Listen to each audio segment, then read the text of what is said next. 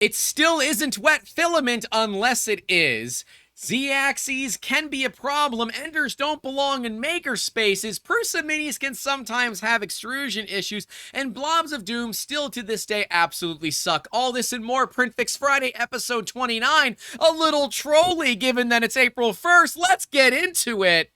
Roll that intro.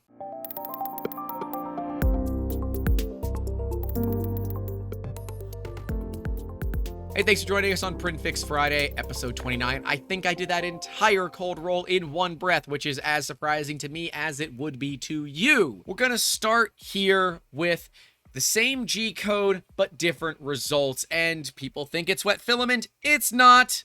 Trust me. Next, we're going to be moving into a Z-axis issue that I think a commenter accurately depicted might be some flat spots on the Z-axis wheels, but I do have a couple of very important points in this particular fail. Moving from there, we go to issues with holes and gaps in parts. That's not wet filament. It's not. I'm fairly certain. From there, we move into a Prusa mini that is acting a fool, and no, Ludicrous is not going to be there to help us out. I know, I'm just as upset as you are. Moving forward, we got, well, it's not spaghetti, it's not linguine, it's curly fries. We have an extruder that decided that it was going to keep pushing and just keep swimming along, even though the hot end said, no, dog. I'm out. From there, we move into what I believe is a Voron sporting a brand new cut on top of a Benchy. It's just a build plate adhesion issue. And we're going to finally round it out with a Blob of Doom that I think might be on a micro. But you know what isn't always a failure? My segue to our sponsor, 3D Musketeers. If you love what we do here on this channel and want to support us directly, you can do so at Patreon and utilizing YouTube channel members. Links, of course, will be down below. And for a couple of bucks a month, you can help support the creators like us that you love and enjoy their videos. And that little bit of money helps us to cover the expenses of a channel because, oh my God, our YouTube channel is expensive, especially when you only have about 4,300 subscribers.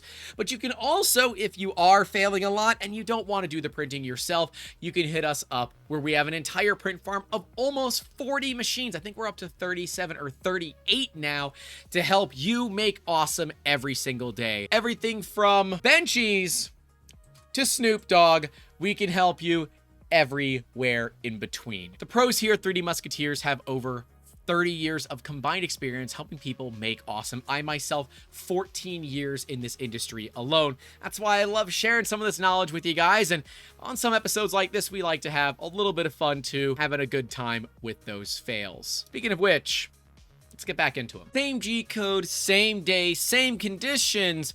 Only difference is the filament. What went wrong? One of your prints failed. I know this might be complicated. One of your prints failed. Yeah, that's your problem. One of your prints failed. Have you tried turning off the stringy and fuzzy skin feature in your slicer? Okay, but really, a couple of issues that could go on here, right?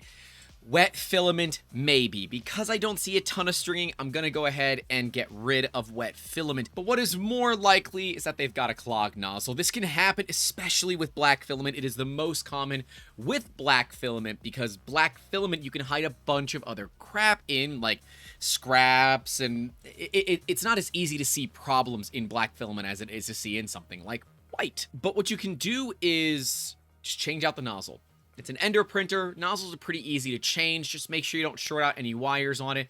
You should be good to go. But looking at this, it is absolutely indicative of a partial clog that is causing it to get a little bit of back pressure and not really extrude properly. A pretty easy problem to solve, but, you know, it's April Fool's Day. I gotta have some fun. Z-axis issues? It's white filament. Stop using white filament. Seriously, stop using white filament. But realistically, you've got some looseness in your axis here. We've got some things that we got to go through. I'd be looking at the V-wheels themselves. It looks like it's just kind of shifting as it moves up.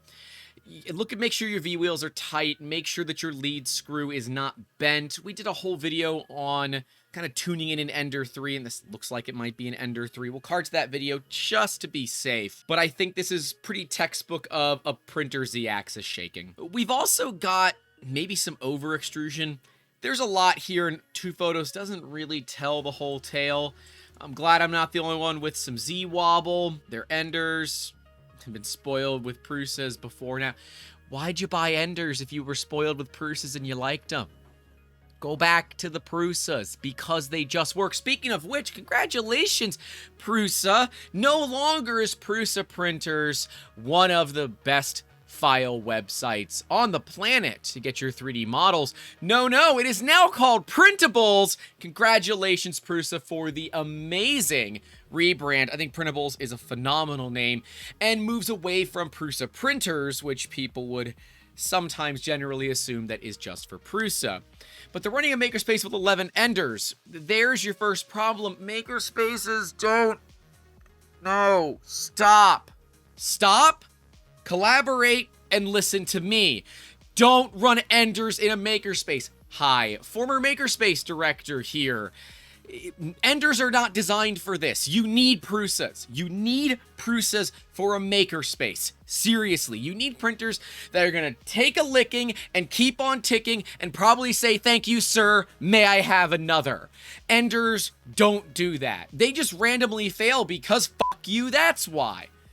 Look, I understand that you probably walked in and the Enders are there. I want you to take those Enders, and just like they do in the discus toss, not the fish, the big stone thing, in the Olympics, I want you to yeet those things into a low Earth orbit and get them the fuck out of your makerspace. Enders are not makerspace equipment, and I will fight anybody that disagrees with me. They need way too much maintenance and are not reliable enough for the average consumer to just get over there, click print, and walk away. Quite frankly, even Prusa is borderline not reliable enough, because realistically, if a member has a crappy experience and is not getting the help they need, they're going to write off this industry 100%, and you're going to have a problem. And while Prusa is phenomenal, you do still have to come in with a little bit of advanced knowledge to make it reliable-ish. If you understand printer maintenance, you'll get what I'm saying. We'll just card to the printer maintenance video so you can check them out. 0.15mm layers is probably something that we should take a look at. 205 in Prusa Slicer. At least you're using Prusa Slicer, so we've got that. Same geocode works fine on different Ender 3s. They've tightened the nut that keeps the Z-axis tight on the right side, but they're still having issues. That will be the eccentric nut. So if your eccentric nut is tight and your wheels are good, it's a bit of a balance on that, honestly. But I would definitely look at making sure your frame is tight, because they're only held in with 4 screws, that upper axis. It's ridiculous how little amount of stiffness and rigidity that has, but I digress.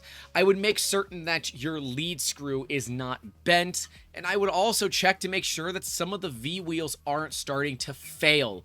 If your eccentric nut is tight, but the bearings on your V-wheels are absolutely shot, none of this matters. We've got someone here that's saying they think they have flat spots on the Z-axis wheels. That actually makes some good sense here. It happens from over-tightening the eccentric nuts. Yes, we're tracking here. We're tracking. If you turn off the printer, move the Z-axis up and down manually, and you feel specific clunks at regular intervals, then you have flat spots. One particular thing to change there: don't turn off the printer and do that. You want to turn the printer on and disable stepper motors, then move it, because otherwise you're going to backfeed the system with DC, and that's gonna piss it off. Don't do that. But I think replacing the wheels entirely would fix it, but also replacing the printers entirely will fix it faster. How to solve holes and gaps? Well, just like our editor does, just do the gaps and claps, where Grant claps and where Grant's brain doesn't pick up to where his mouth left off, and we have pauses. Maybe he'll throw some random ones in here just to embarrass me. It's fun. We have a fun relationship. And have you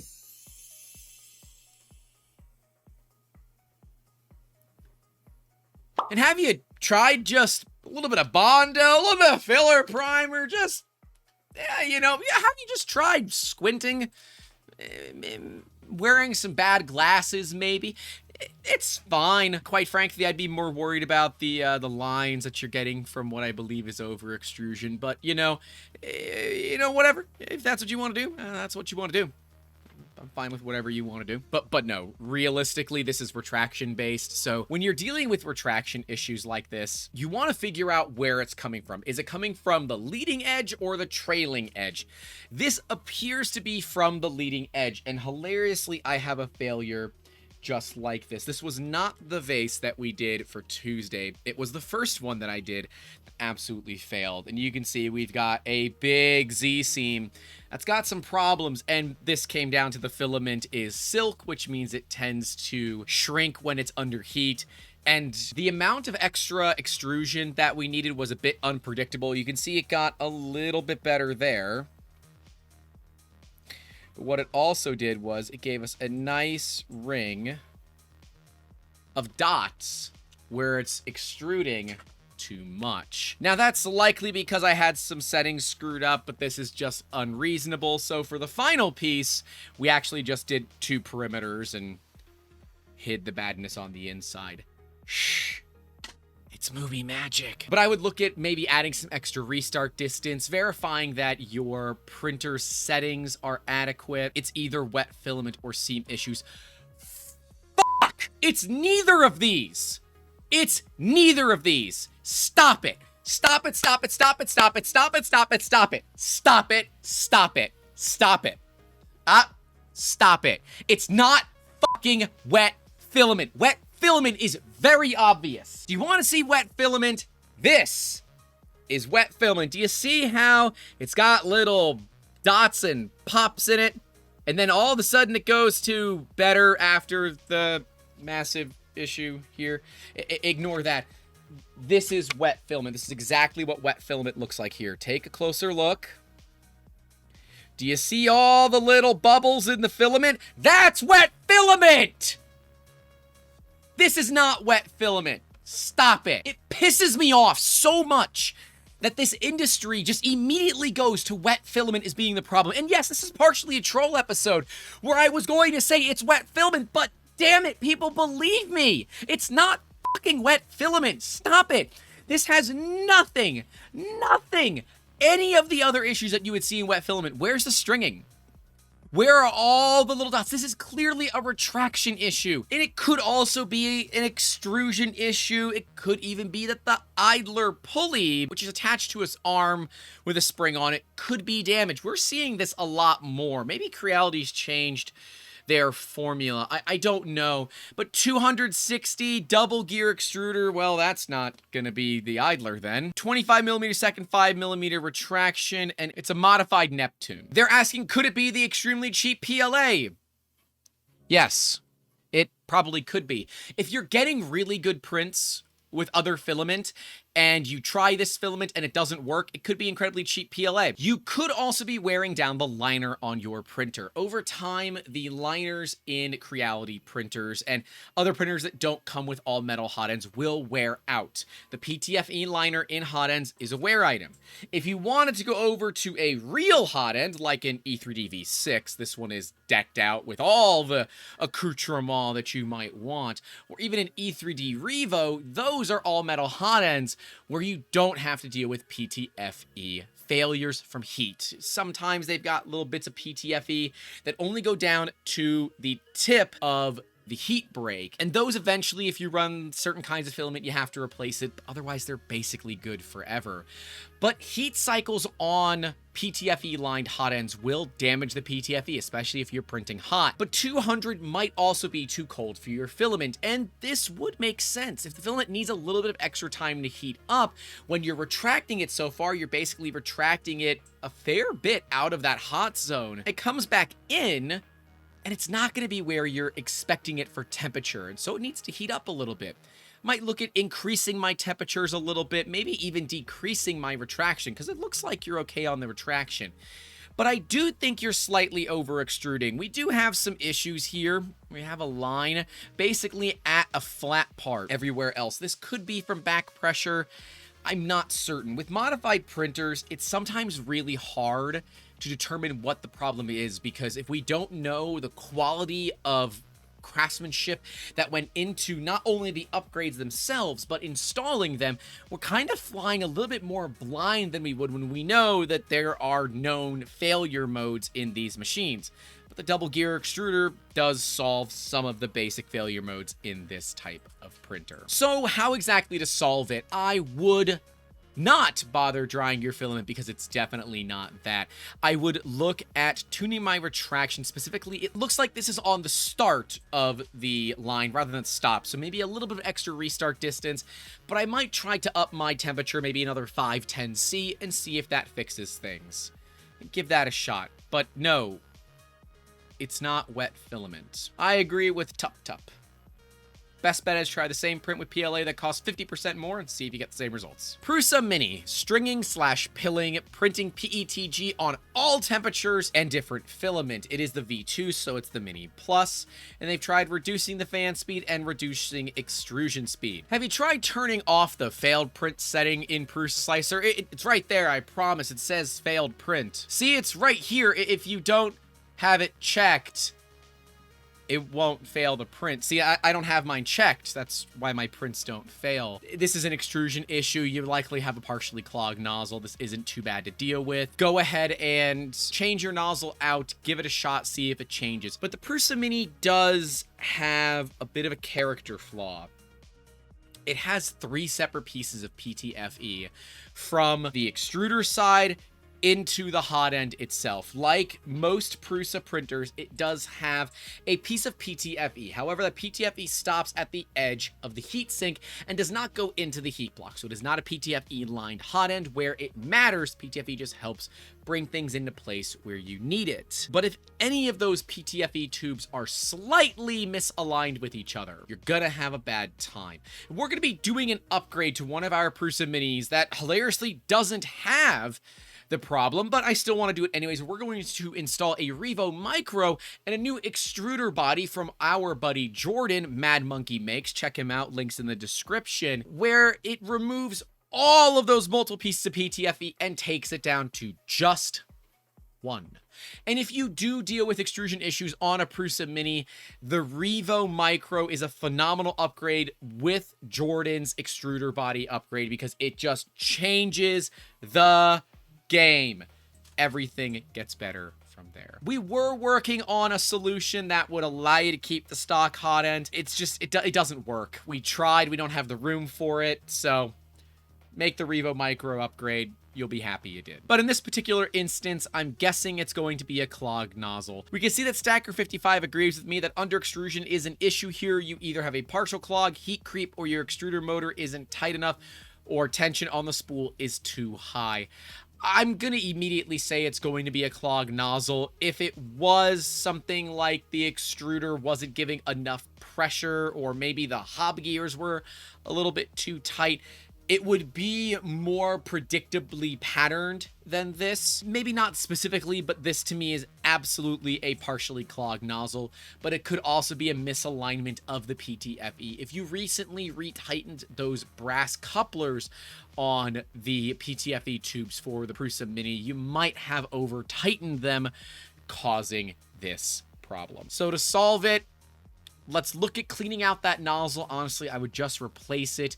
You can try to use an acupuncture needle, but you got to be very careful because you can damage your nozzle. Remember, steel is harder than brass, which means it can damage it. But a lot of times, a little pokey, little proddy, make sure that it gets nice and clean. And if that doesn't work, yeah, go look at your extruder tension. Maybe it is just barely gripping, but I don't think so. The extruder on the Prusa Mini is pretty robust, and we've seen it pull spools off floors. I have faith in it. My printer makes curly fries now. I know.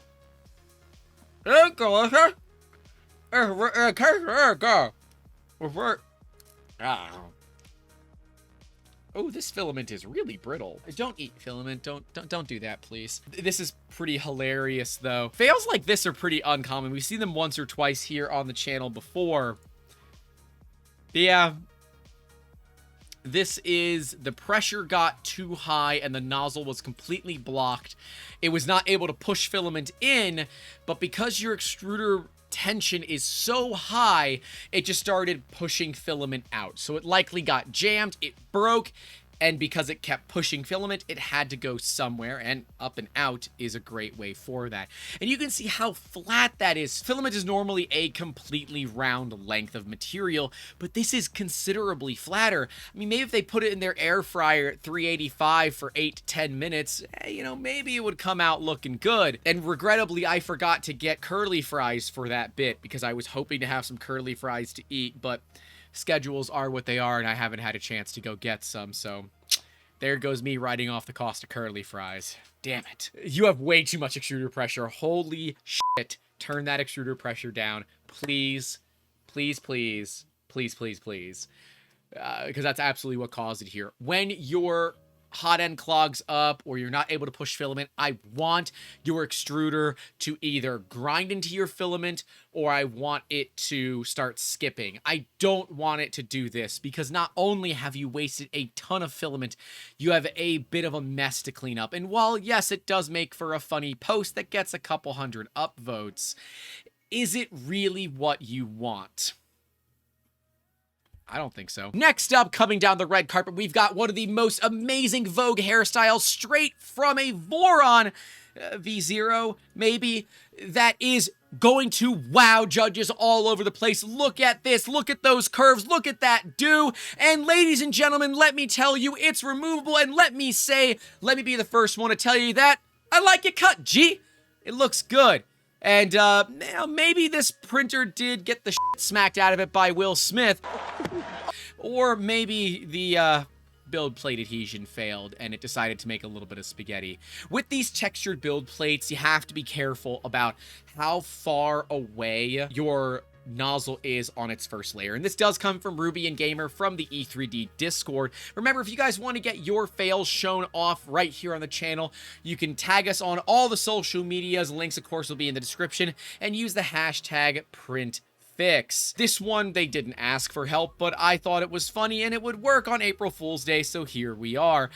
Make sure on textured build plates that your nozzle is a lot closer than you think. You really gotta get the filament in there into the pores of the texture plate for it to actually stick. But this does look like a pretty cool printer. I think it's a Voron. I'm honestly not certain. I don't really play with Vorons all that much, but you know, hey, cool beans. Just adjust your first layer and you'll be fine. Gavster2606 is, looks like you're a little constipated. Have you tried adding a little more fiber to your diet? Although, you might want to go see a doctor when it's that stringy. While I'm not a doctor, I know that ain't right. And ladies and gentlemen of the jury, the prosecution rests.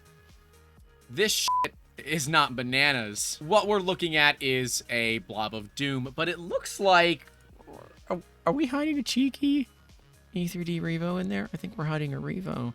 Let's look at that. Let's look at that a little bit closer. It looks like I think we're hiding a Revo. Yes, it looks like we are hiding a Revo. And from my perspective, it just looks like a standard blob of doom. Maybe the print got knocked over, got stuck on there. No big deal. Just make sure you increase your build plate adhesion. Life will be good. But of course, this is the April Fool's episode, so I gotta make fun of people because that's just what we do around here. If you've been in this industry long enough, you've dealt with blobs of doom, and if this is a Revo, this might be the first blob of doom that I've seen on a Revo. This is an Ender printer, though. It does not have stock cooling. That is a 5015mm blower fan, and it looks like it might be a Revo. I think it is. And since it's from the E3D Discord, I have reason to believe that it could be. Better build plate adhesion, maybe slow it down if it's not keeping up. Just some of the basic things to deal with on that. Blobs of doom will happen to everybody at some point. Thankfully, this one is nowhere near as bad as like the one we saw from Ivan Miranda. We'll card to that previous episode so you guys can take a look. It's, that was an interesting one for sure. But yeah, let me know what you guys think. We do these troll episodes every now and then where I like to have a little bit of fun and then go ahead and actually tell you what's wrong with the pieces. And given that it's April Fool's Day, I made sure to do one this time. Remember, don't trust a hoe, especially not today. I'm much more of a fan of a shovel or maybe even a trowel. That's all that I have for you guys today. Stay safe out there. Watch out for those fools. Don't forget to call your loved ones. And as always, keep making awesome. Have a good one. If you like it, then you should put a brim on it.